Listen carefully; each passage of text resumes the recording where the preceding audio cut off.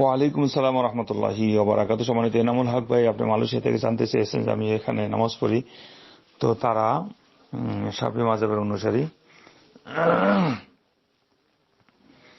তারা ফজর নামাজের দ্বিতীয় রাকাতে উঠে রুকু থেকে উঠে মুনাজাত করা, আসলে এটাকে হাদিস সম্মত কিনা জানাবেন। আলহামদুলিল্লাহ ওয়াসসালাতু ওয়াসসালামু আলা রাসূলিল্লাহ মা বাদ। সম্মানিত এনামুল হক ভাই, তারা শাফি মাযহাবের অনুসারী, এটাকে আপনি খতিয়ে দেখেছেন? প্রথমে এটাকে জেনে তারপরে বলতে হবে, হঠাৎ করে ধারণা করে কথা বলা যাবে না। কোরআন এবং সুন্নাহর আমল সবাইকে করতে হবে, সেটা যে মাযহাবেরই হোক না কেন। কোরআন সুন্নাহর ভিতরে থাকলে তখনই তার মুক্তি এবং নাজাতের আশা করা যায়। এই নয় যে কোনো খাস মাযহাবকে ফলো করতে হবে, কোরআনে থাক বা হাদিসে না থাক বা না থাক এটা পড়া নাই। ইসলামের বিধান কোরআন এবং সুন্নাহর আলোকে এরা প্রচার তারা করে গেছেন ইমামগণ, আইমাগণ। সেখানে আবু হানিফা, শাফি, হাম্বলি, মালিকি, এই চার ইমাম সবাই কোরআন এবং সুন্নাহর আহলে সুন্নাত ওয়াল জামাতের বড় ইমাম ছিলেন, মুজতাহিদ আলেম ছিলেন। তাদের কথা কোরআন এবং সুন্নাহর বাহিরে হইলে সেটা বাদ দিতে হবে সবার ক্ষেত্রেই, এই কথাই তারা বলেছেন।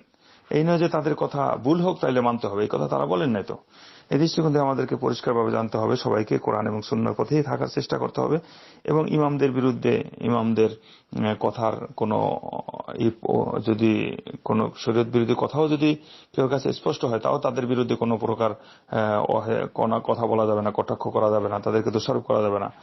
এরা আহলুস সুন্নাত ওয়াল জামাতের সবচেয়ে বড় ইমাম, আইম্মা তারা ছিলেন। ওই যেমন আরো বড় বড় আইম্মা ছিলেন, তাদেরটা বেশি প্রচার হয়েছে এবং তারা বিজ্ঞ আলেম হিসাবে পৃথিবীর বুকে আল্লাহ সুবহানাহু ওয়া তাআলা তাদেরকে জাযা খায়ের দেখ।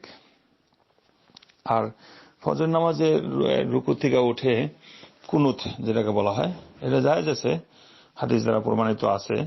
যদি বিশেষ প্রয়োজন হয়ে থাকে এবং যে মানুষের সমস্যা থাকে, সমাধান করা দরকার, আল্লাহর কাছে নিজেদের মনের কথা বলবে, বিপদের থেকে রক্ষা চাইবে, শত্রু আক্রমণের ভয় আছে, বা দেশে দুর্ভিক্ষ লাগছে, বা বিশেষ সমস্যায় পড়ে গেছে, অসুখ বিসুখ আসছে, বিভিন্ন এই ধরনের বিষয় নিয়ে ইমাম মুনাজাত করতে পারে সবাইকে নিয়ে। ফজর নামাজের দ্বিতীয় রাকাতে রুকু থেকে উঠে দলিল আছে। তবে সবসময় যেটা সুন্নত বানায় নিবে এরকম যাতে না হয়, তাহলে উচিত না। এগুলি আলেমগণ উল্লেখ করছেন, বড় বড় আলেমগণ এই বিষয়ে মত দিয়েছেন। কোন সময় করলো, কোন সময় ছেড়ে দিল, বিপদ আপদ আসলে, শত্রু আক্রমণ হইলে, দেশের পরিস্থিতি যদি অনুকূলে না থাকে, অন্যরকম বিভিন্ন সময় ইত্যাদি অনেক দুর্ভিক্ষ সমস্যা হয়ে যায়। তো এটা হলো এই বিষয়ে সংক্ষিপ্ত কথা। আল্লাহ সুবহানাহু ওয়া তাআলা সবাইকে কোরআন এবং সুন্নাহ মোতাবেক আমল করার তৌফিক দান করুন। আমিন। হাযা সাল্লাল্লাহু আলা নবিয়িনা মুহাম্মদ। আসসালামু আলাইকুম ওয়া রাহমাতুল্লাহি ওয়া বারাকাতুহু।